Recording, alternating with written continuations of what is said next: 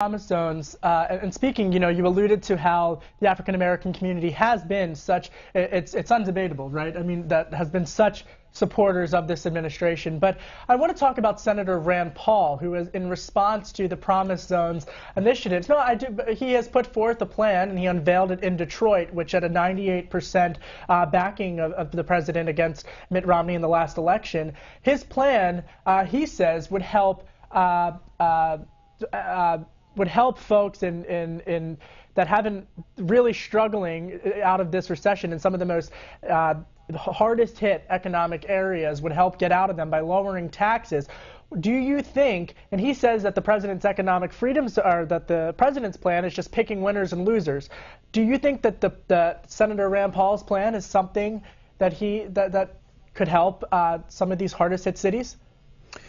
I think it could. He's from a libertarian perspective, which is a kind of an open, whoever will comes. It's not strategic. And I think what the president is... What do you mean not strategic?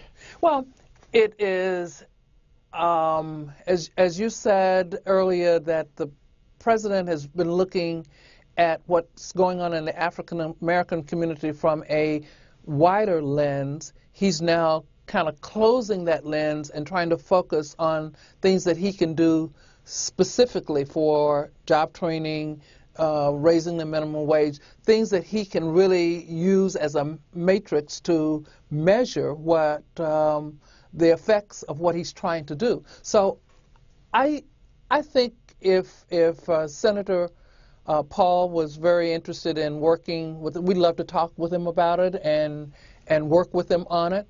But I think his is much more of a wider kind of focus, and the president is trying to focus narrowly, strategically on the African American community. Was that just an invitation for Senator Paul to come speak to the NAACP? Yes. We'd love to have it. Well, he has, Senator Paul, that's fascinating, by the way, because Senator Paul, in recent months, has been outreaching to the African-American community. In fact, tomorrow, on Monday, he'll be at another predominantly African-American university.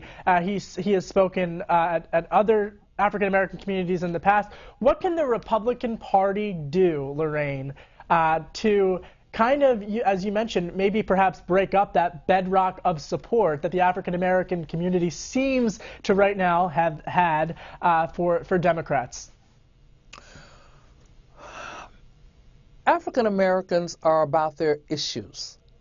And it seems that Republicans have fought that. For instance, I mentioned earlier that the president had put forth a jobs program at the beginning of his administration. It was defeated, and it had never had the kind of support in Congress it should have. African Americans see this. It's clear, it's evident, and so you vote for who supports you. And we haven't seen a lot of support from the Republican Party. But having said that, there are many members of the House and the Senate who are Republican, who understand the issues in the African American community. We just need to connect those dots and work together. And I believe we can do this. We're willing in the NAACP, and I believe with the Urban League, we're willing to extend our hand in an effort of sincere collaboration.